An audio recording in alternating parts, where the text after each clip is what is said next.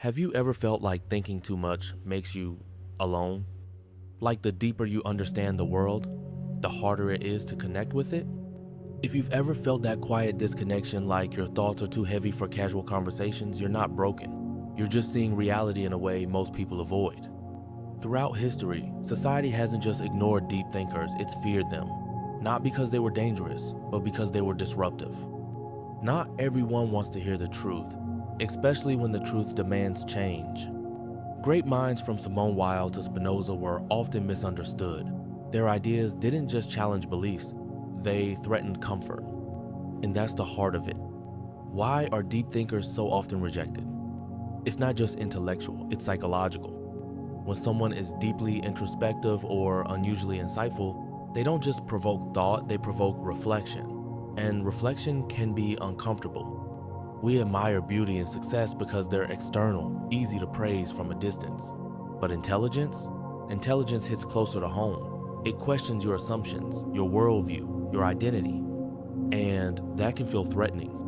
Deep thinkers act like mirrors not of what we are, but of what we avoid becoming. And mirrors aren't always easy to face. When someone introduces an idea that contradicts what we've always believed, we don't lean in, we push back.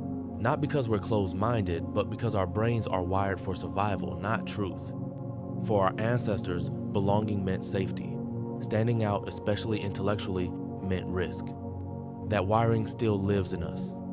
Modern research shows that when people feel intellectually challenged, the brain's threat center, the amygdala, lights up, the same area triggered by fear and danger.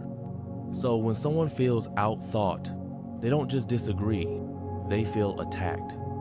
And that's why deep thinkers often feel isolated. It's not ego, it's not antisocial behavior, it's that when your mind lives in the depths, most people are still waiting in the shallows.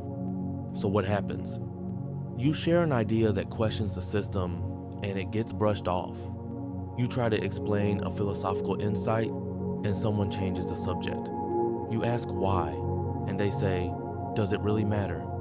This doesn't mean you're wrong, it means you're playing a different game, one most people don't even know exists. And here's the paradox. In private, people admire intelligence. In public, they resist it. Because in groups, people care more about status than substance. No one wants to feel outshined, so instead of engaging, they label you too serious, too intense, too abstract.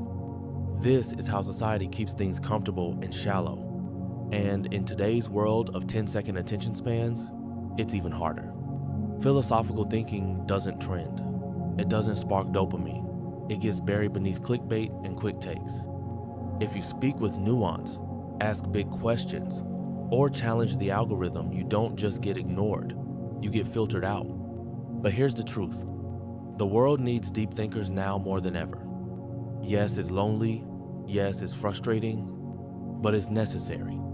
Throughout history, those who were mocked, dismissed, or misunderstood, the ones labeled too much, became the ones who shaped the future. To walk this path, you need more than intellect. You need resilience. Because deep thinking comes with a cost. You'll see through things others celebrate. You'll question things others accept.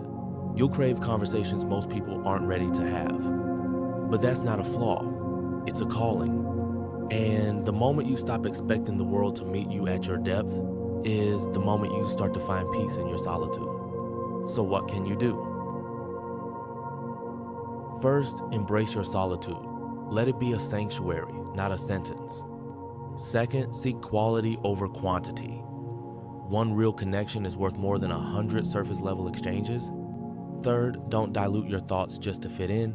Speak your truth, even if it echoes. And finally, remember, being misunderstood doesn't mean you're wrong. It might just mean you're early. As Dostoevsky said, pain and suffering are always inevitable for a large intelligence and a deep heart. So if you feel out of place in this world, maybe that's because you're here to help build a better one. Keep thinking deeply. The world may not always listen,